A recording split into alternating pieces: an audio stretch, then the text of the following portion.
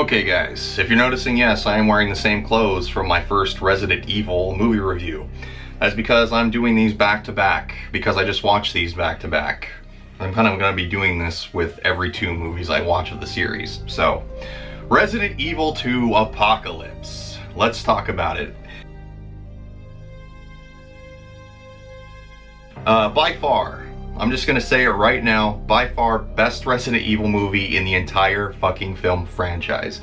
It's the one that has the most fandom in it, it's the one that has the most callbacks to the video games, has the one that has most tropes about fucking Resident Evil in it, and I have to say, it is the best one, even though the story is kind of uninspired throughout the movie. I think it's still the best one out of all of them.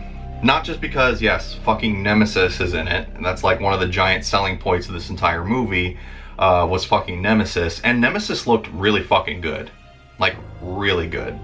Almost spot on to what he looked like in the video game, and how he sounded in the video game. Son of a bitch!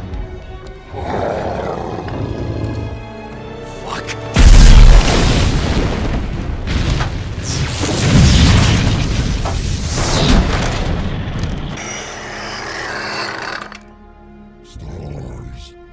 So, what's the plot of Resident Evil 2 Apocalypse? Resident Evil 2 Apocalypse, or Resident Evil Apocalypse as it's actually called,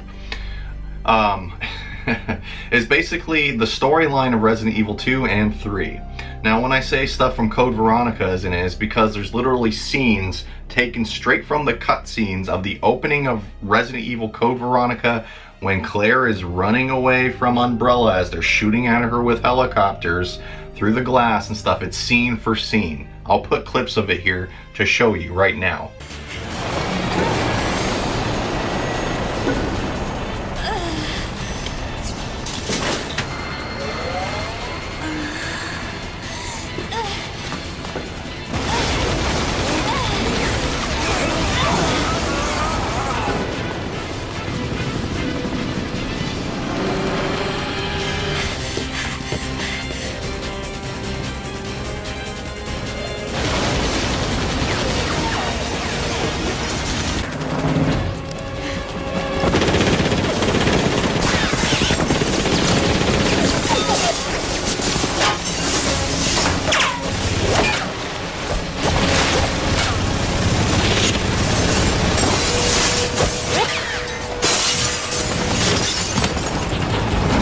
But the plot of Resident Evil 2 Apocalypse is that, you know, Alice wakes up out of the Umbrella hospital that she was in after the first film, and the city was finally taken over by zombies. Yeah, the city was finally overrun by the zombies because Umbrella researchers and Umbrella Corp went down there and opened up the hive after they closed it at the end of the first film, unleashing the T-virus, zombies, and all the other biohazard weapons that were down there. And basically, it took less than a month for the entire city to become infested with zombies. By the time I noticed something was wrong, the entire city was infested with zombies. So the city's infested with zombies, and we get a brief shot of Alice, and then something very unexpected happened in the movie. We get fucking Jill Valentine in this film, and she looks, I mean, I've seen a lot of cosplay of Jill Valentine in my day, but I have to say that the woman that plays Jill Valentine in Resident Evil Apocalypse is probably the most spot on I've ever seen of a Jill Valentine ever. She has the face, almost like a perfect face, mind you. The perfect haircut, the perfect style. She is exactly old school, original Jill Valentine that I grew up loving as a kid.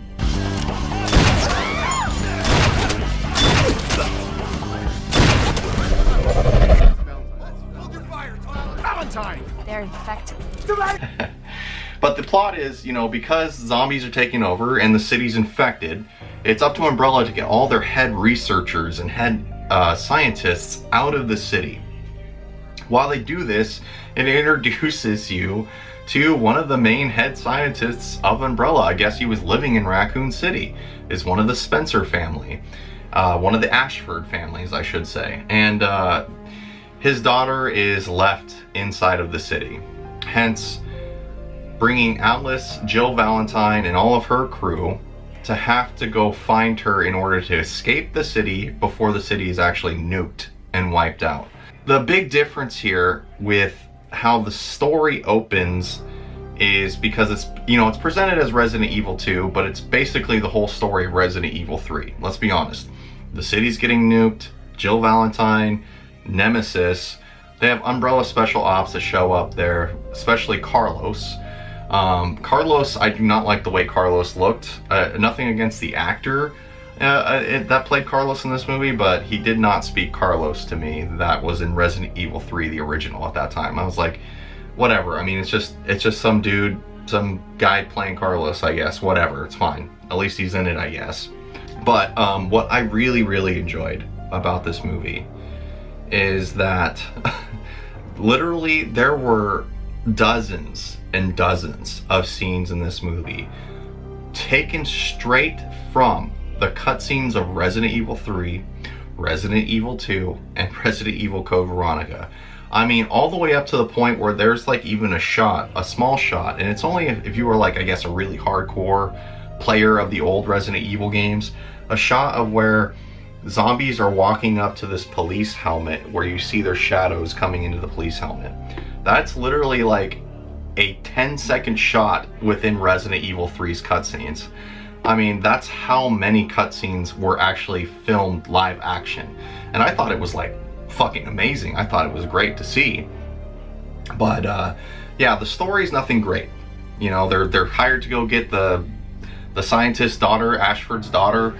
She is basically what the Red Queen of the first movie was based off of. So this whole time you're looking at her and you're like, oh, okay, I know what you're supposed to be. You're supposed to be the Sherry Birkin of Resident Evil 2, because she's got the locket and she's infected with the virus, just like fucking Resident Evil 2. So, I mean, it's just so many callbacks to things. They try to mash all these different things into one movie, and it's just kind of like, it feels very jumbled and rushed, because all it leads to is like one fight at the end with Nemesis. Now, I think Nemesis was handled pretty well, except for the end. So Nemesis was actually really, really good in this movie. They presented what his operation tactics were.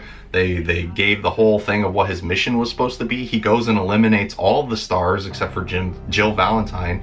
I don't know where the fuck Chris Redfield is at this point.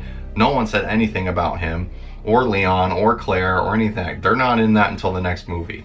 But being able to see like behind the scenes of what maybe Umbrella was seeing as Nemesis was going around the city and hunting down the STARS unit, and what his motivation was, it was actually really cool to see. It brought a whole new light that we didn't see in the video game up to that point. Nemesis. Run. Just go!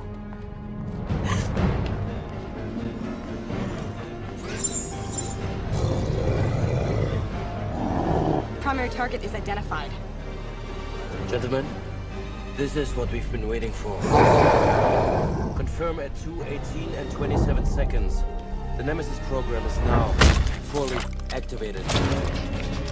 Some of the characters make incredibly stupid decisions in this movie. Like Nikolai getting fucking eaten by the dog for no reason, just because he says he can take on a zombie dog.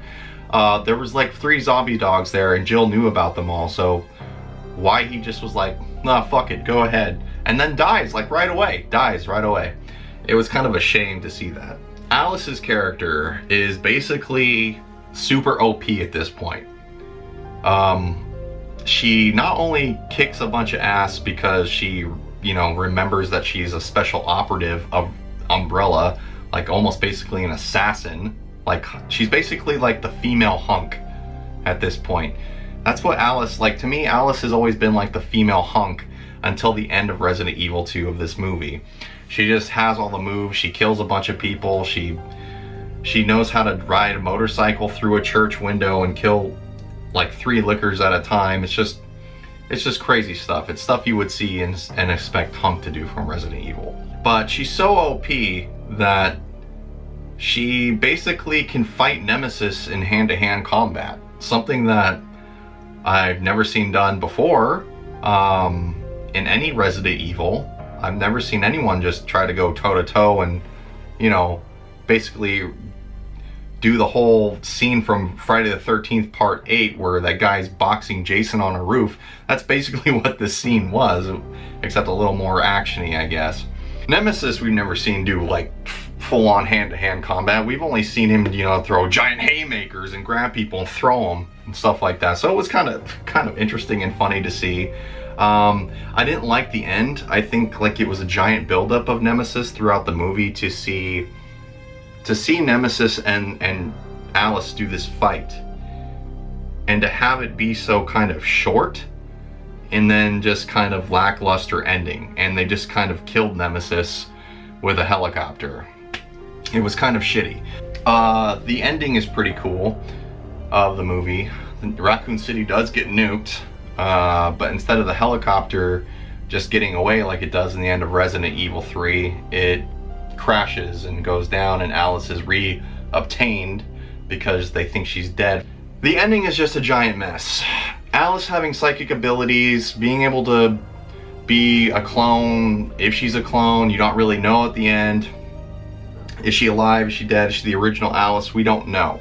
And the fact that the ending is like, what did they do to you? And Alice is just like, I don't know. Apparently I have Jedi powers now. I'm as OP now as Darth Vader by the end of the fucking second movie. That's how it was.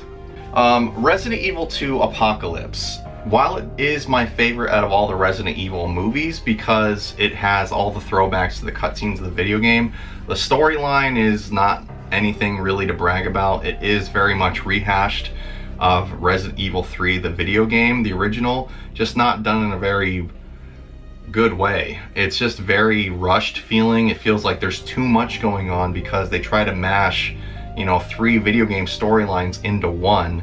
So for me, this one kind of falls a little bit shorter than the first Resident Evil film because its originality is just, it's too busy, it's too weird, it's too long, and it's too, you know, jumble fucked.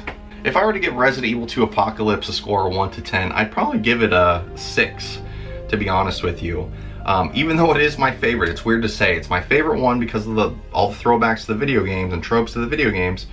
But story-wise and entertainment-wise for certain things, it's just, it leaves you feeling like, wow, that was really stupid, and wow, that person's really stupid, and wow, this whole storyline's kind of like really weird in general. Yeah, so it's a 6. It's a little above average, but not good. You know, I can't say it's like good. It's a video game movie that's not terrible, but not great. But if you're a true hardcore Resident Evil fan, seeing all those cutscenes and stuff being filmed in live action was really cool.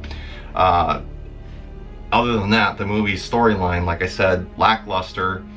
The actors, aside from Mila Jovovich and the lady playing Jill Valentine, were just kind of meh.